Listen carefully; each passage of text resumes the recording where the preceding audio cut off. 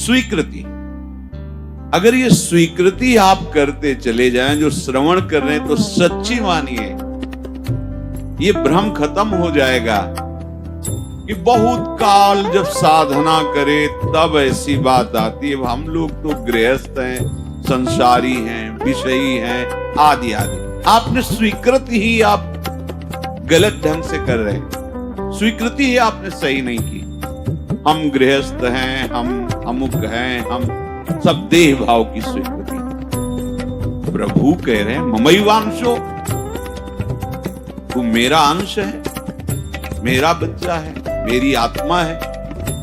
फिर ऐसा क्यों आप स्वीकृति नहीं कर रहे कि प्रभु मेरे हैं? सच्ची मानिए प्रभु ही अपने हैं। सच्ची मानिए प्रभु ही हमें बहुत प्यार करने वाले मित्र मिल गए, नहीं तो कोई नहीं है, केवल भ्रम है। मानो प्रभु की बात को मान लो, निहाल हो जाओगे। वो इसीलिए बोल रहे हैं, इसीलिए बोल रहे हैं, हम निहाल हो जाए, परमानंद में मगन हो जाए। प्रभु अर्जुन जी को कह रहे हैं सुख दुखे समय कृत्वा लाभा लाभो जया जय। ये कर्म भूमि है, हमारा यहां जन्म हुआ है। अपने शुभ और अशुभ दोनों कर्मों को मिटा करके वो परम लाभ जो किसी कर्म से नहीं होता वो हम, वो कौन सा कर्म है जो हमें परम लाभ देगा? तो कह रहे हैं जय और पराजय में समान भाव रखना ही वो समता रूपी महान धर्म है जो तुम्हें बचा लेगा। बड़े से बड़ा शुभ कर्म भी फांसी ही है। चाहे सोने की जंजीर से फांसी लगाओ और चाहे रस्सी से फांसी लगाओ, मरोगे तो है ही। ऐसे शुभ कर्म भी फांसी ही है। लोक लोकांतर में भटकना होता है, विश्राम नहीं होता। और अशुभ कर्म तो है ही, कहना क्या है उसको। हर शरीरधारी से ये दो प्रकार की क्रियाएं होती ही हैं। कहीं ना कहीं शुभ कर्म होता है, कहीं ना कहीं अशुभ कर्म। कोई ऐसा नहीं है जो इन दोनों कर्मों से युक्त ना हो। बड़े बड़े ज्ञानी जनों के शरीर के द्वारा भी ये दो क्रियाएं हो जाती हैं, पर वो अपने को अलग कर चुके हैं। वो अपने स्वरूप में स्थित हैं, कर्ता भाव रहित हैं, इसलिए न शुभ उनका स्पर्श करता है, न अशुभ स्पर्श करता है। वो जान के कोई क्रिया नहीं कर रहे, संकल्प करके क्रिया नहीं कर रहे, स्वाभाविक हो रहे। अब उसमें कुछ भी ऐसी घटना घट जाती है तो उसके वो करता नहीं है। इसलिए कहा गया कि जो आत्मज्ञानी महापुरुष है, अगर उसके द्वारा बड़े से बड़ा शुभ कर्म हो जाए तो कोई उसका पुण्य फल नहीं होता, और बड़े से बड़ा कोई पाप कर्म बन जाए तो उसका कोई अपराध नहीं, क्योंकि कर्ता भाव से रहता है। ये सबकी समझ में नहीं आएगा, ये आगे की बातें हैं जहां अहंकार समर्पित हो जाता है। कैसे नहीं उसको अपराध लगेगा? उसके शरीर के द्वारा हो रहा है। जैसे हमारे इस प्रदेश में जितने भी प्राणी वास करते हैं, फिर देश में, फिर हमारे विश्व में, तो हम एक प्रदेश से लेते हैं। कितना अशुभ कर्म होता है और कितना शुभ कर्म होता है। क्या आपको दोनों का दंड मिलता है या पुरस्कार मिलता है? या आपको हर्ष होता है या शोक होता है, या सुख होता है या दुख होता है? नहीं होता। क्यों नहीं होता? क्यों? हमारा संबंध नहीं। हो तो रहा है, शुभ अशुभ कर्म हो रहा है प्रदेश में, देश में, क्योंकि कोई भी शरीरधारी कर्म किए बिना रह नहीं सकता। और जो शास्त्र सम्मत कर्म करते हैं वो भगवत मार्ग के प्रतीक होते हैं। वो साधारण उनकी गणना नहीं आती शुभ अशुभ में, वो तो भगवत धर्म का पालन करने वाले होते हैं, महात्मा होते हैं, भक्त जन होते हैं, प्रेमी जन होते हैं। वो त्रिगुणातीत अवस्था की तरफ उनकी गति होती है। पर साधारण प्राणी प्रायः क्रिया किए बिना रह नहीं सकता। क्रिया होती है, और क्रिया जब अहम से होती है तो कहीं ना कहीं लाभ बुद्धि, सुख बुद्धि होती है। इसके कारण वो ये समझ नहीं पाता है कि धर्म है कि अधर्म है। और बढ़ता चला जाता है। कहीं खूब पापाचरण होते हैं, कभी कोई संयोग बन गया तो पुण्याचरण भी होते हैं, लेकिन आपको क्या फर्क पड़ता है? पूरे विश्व में दोनों प्रकार के कर्म हो रहे हैं, आपको क्या फर्क पड़ता है? कुछ नहीं। क्यों?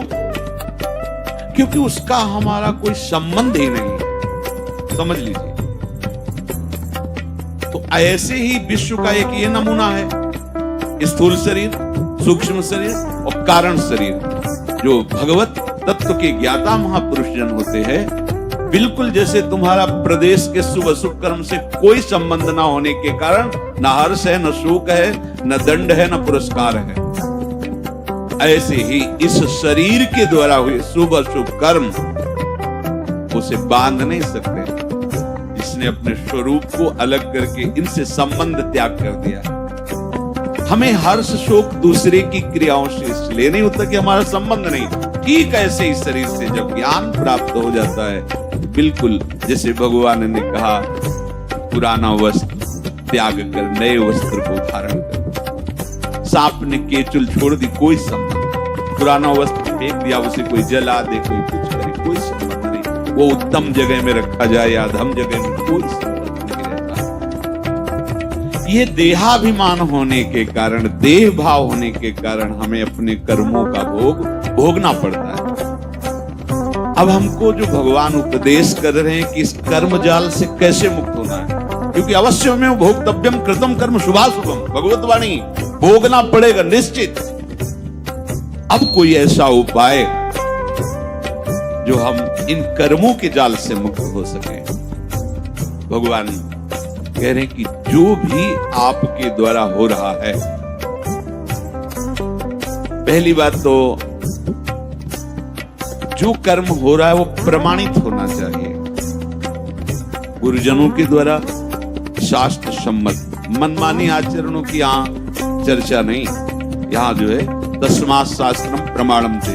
आपका कोई भी कार्य बिना प्रमाण वाला नहीं होना चाहिए, मनमानी नहीं होना चाहिए। उसका प्रमाण किसी संत ने कहा है, आचार्य ने कहा है, गुरुदेव ने कहा है, भक्तों ने ऐसा कहा है, ऐसा हमारे बुजुर्गों ने कहा है, यह प्रमाणित होना चाहिए।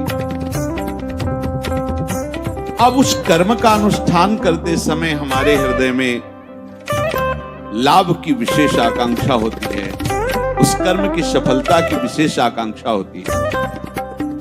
अगर आप प्रभु की इस वाणी को नहीं मानेंगे तो बहुत धोखा हो जाएगा हमसे, बहुत गलती हो जाएगी। जैसे जिसको लगता हो कि ये सुख दुख समय कृत्वा लाभा लाभो जया जय, ये तो केवल विरक्तों के लिए भगवान कह रहे, ऐसा नहीं। देखो सबको लाभ इसमें। एक विद्यार्थी है, वो विद्या अध्ययन करता है पास होने के लिए, पूरा प्रयास करता है। किसी कारणों से, खेल में ज्यादा बुद्धि होने से, प्रमाद बुद्धि होने से, या प्रयासरत है उतना मानसिक प्रबलता ना होने से चूक हो गई, उत्तर नहीं दे पाया और परीक्षा में फेल हो गया। अब ये सूत्र उसको पता नहीं है, न घर वालों को पता है। अब वो उसे बोलते हैं कि इतना रुपया लगाया, इतनी फीस भरी और तू फेल हो गया। मानसिक उसके ऊपर दबाव डालते हैं। वो शास्त्र ज्ञान से रहित, विवेक रहित बालक विचार करता है, घर वाले भी असंतुष्ट हैं और पास भी नहीं हो पाया, अब क्या करें? बोले मर जाना चाहिए। देखो कई ऐसी घटनाएं सुनने को मिलती कि अमुक विद्यार्थी फेल हुआ तो उसने आत्महत्या कर ली। ये क्यों हुआ? ये विवेक न होने के कारण। ठीक है, इस बार फेल हुए तो अगली बार हम प्रयास करें जहां हमारी कमी रही। अगली बार भी फेल होते हैं तो केवल पढ़ करके, विद्या या अध्ययन करके ही जीवन रखना होता है क्या? अगर विद्या नहीं है तो वो जीवन नहीं है भाई, ऐसा नहीं है। जीवन नष्ट करने का अधिकार तुम्हारा नहीं। किसी कार्य में असफलता होने पर अगर हम अपने जीवन को नष्ट कर देते थे तो बहुत बड़ा अपराध बन गया, बहुत बड़ी दुर्गति का कारण बन गया। हमें जो अवसर मिला था उन्नति का, हम अवनति में बदल दिया, बहुत बड़ी हमारी पराजय हो गई। इसलिए समता आना अति आवश्यक है।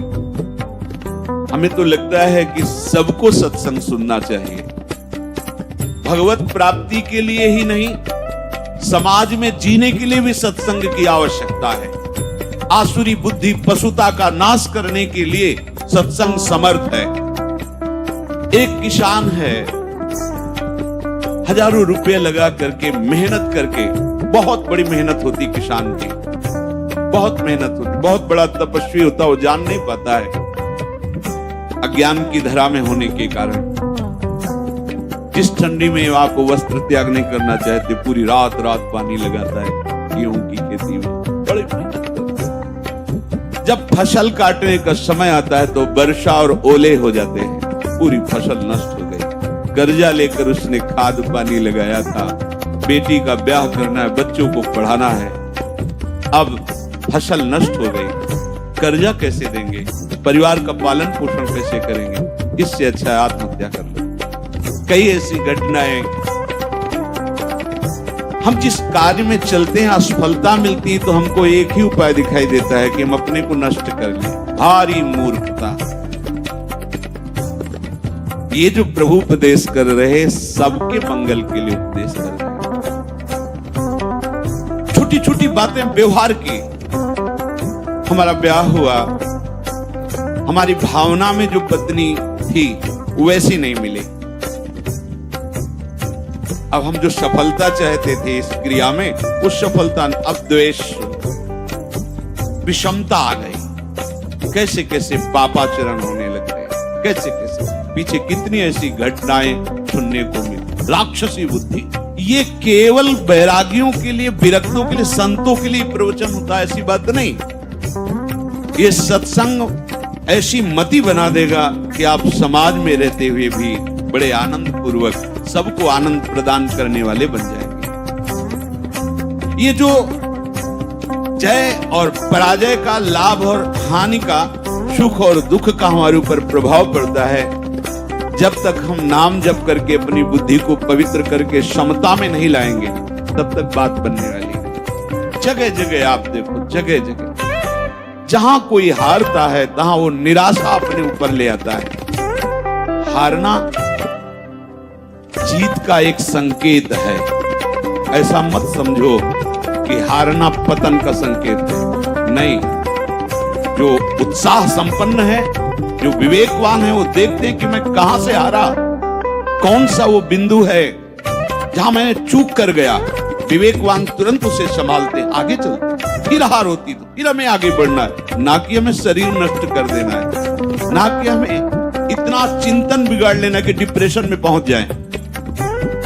हर परिस्थिति हमारे कर्म के अनुसार रची गई। अब हमको संभालना होगा, उस कर्म के प्रवाह में बहकर हमें नष्ट नहीं होना है। इसीलिए भगवान ने ततो युद्धाय युज्यस्व, तुम अपने कर्तव्य कर्म करने के लिए कमर कस के खड़े हो, उत्साह संपन्न बनो, तुम्हें बिल्कुल पाप नहीं लगेगा। नैवम पापम अवाप्स्यसि, बस तुम एक काम कर लो, जय पराजय में समान भाव लाओ। जो आपने माना हुआ लाभ है, अगर हमारा पूर्ण नहीं हो रहा है तो हमें निराश नहीं होना। इस बार हमारा व्यापार सफल नहीं हुआ, इस बार अध्ययन हमारा ठीक नहीं हुआ, इस बार कृषि में हमें कमजोरी, अन्न की प्राप्ति नहीं हो पाई, हमारी खेती कमजोर हो गई, कुछ भी, कहीं भी, कैसे भी निराश नहीं होना। रात है तो दिन आएगा, आप धैर्य रखिए, प्रकाश होगा। अंधकार में उबिए नहीं और प्रकाश में फूलिए नहीं। अभिमान मत कीजिए, अंधकार आने वाला है। इसलिए सम, भगवान कह रहे समय कृत्वा, ये बहुत बड़ी विद्या है। अगर कोई गहन निकुंज में जाने के लिए इसकी क्या आवश्यकता है तो कृपा प्रकरण में पढ़कर देखिए, तीसरे दोहे में, शत्रु मित्र समझान सम, मान मान अपमान सम, दुख सुख लाभ न हानि। यह जो कृपा, वही प्रभु कह रहे, सुख दुख के समय कृत्वा लाभा लाभ हो जया जय। इसको धारण कीजिए। छोटी छोटी सी अनुकूलता में बाधा पड़ने पर हम दुखी हो जाते हैं, हम विक्षिप्त होने लगते हैं, हम बहुत बड़े लाभ का त्याग कर देते। छोटी सी मनोनुकूल वृत्ति के विरोध होने पर, जबकि वो महामंगल विधान है, आपको समझ में नहीं आ रहा, आप इतने असंतुष्ट हो जाते हैं, इतने हार जाते हैं, इतने निराश हो जाते हैं कि परम लाभ का मार्ग ही छोड़ दिया। तो ये जरूरी है। जैसे ये उपदेश जब होते हैं तो प्रश्न भी होते हैं कि कब तक सहें, कब तक सहें? जब तक भगवत प्राप्ति नहीं, जब तक भगवत साक्षात्कार नहीं हो जाता तब तक आप सहो। सहत सहत बाढ़े भगति, इसका परिणाम क्या होगा? हम तो बड़ा दुख सह रहे हैं, अपमान सह रहे हैं, विषमता सह रहे हैं, इसका परिणाम क्या होगा? भगवान कह रहे बिल्कुल निश्चिंत रहो, महाभय से तुम्हारी रक्षा निश्चित यही कर लेगा। समता, किसी के आशीर्वाद की जरूरत नहीं। एषा ते विहिता सांख्ये बुद्धिर्योगे त्विमां शृणु, बुद्ध्या युक्तो यया पार्थ कर्म बंधम प्रहास्यसि संतुष्टायेन केनवा। ये कला सीखनी पड़ेगी, ये कला स्वीकृति करनी पड़ेगी, नहीं आप आगे परमार्थ में नहीं बढ़ पाएंगे। हर तरह से अपने को प्रसन्न रखने की चेष्टा रखें, विवेक के द्वारा, किसी वस्तु व्यक्ति स्थान के द्वारा प्रसन्न करने की नहीं, आंतरिक विवेक के द्वारा, बाह्य कोई साधन नहीं। इसके लिए कैसी भी परिस्थिति हो, यदि आपने प्रभु को स्वीकार किया है तो आप प्रसन्न रह सकते हैं, क्योंकि हमारे प्रभु विद्या के समुद्र हैं, ज्ञान के समुद्र हैं, प्रेम के समुद्र हैं, ईश्वर के। क्या चाहिए? बिना पढ़े समस्त विद्या प्रकाशित हो जाती है। ब्रह्मा जी किसी स्कूल में गए थे, चारों वेद स्वतः स्फुरित हो रहे। किसके संकल्प से? भगवान के संकल्प। समस्त सृष्टि की जितनी भी कलाएं हैं सब ब्रह्मा जी से तो प्रकट हुई हैं। कहां सीखा ब्रह्मा जी ने? प्रभु के संकल्प से। वही तुम्हारे भी हृदय में संकल्प जागृत हो जाएगा। मूकम करोति वाचालम पंगुम लंघयते गिरिम यत् कृपा तमहम वंदे परमानंद माधवम। आज मेरे पास अमुक अव्यवस्था है, कल ऐसा हो सकता है कि तुम भारी से भारी सृष्टि की व्यवस्था करने वाले बन जाओ, क्योंकि तुम्हारा स्वामी अनंत ईश्वर संपन्न है। इस बात को लेकर के वो इस समता को धारण कर सकता है। अगर इतने बड़े प्रभु का सहारा नहीं है फिर सहेगा किससे? ये सहने की सामर्थ्य सिर्फ हरि के चरणारविंद के आश्रय से आती है, भरोसे से आती है। ठीक है, आज हमारा मन ठीक नहीं है, लेकिन जिस दिन मन चोर देखेंगे ना उस दिन निहाल हो जाएगा।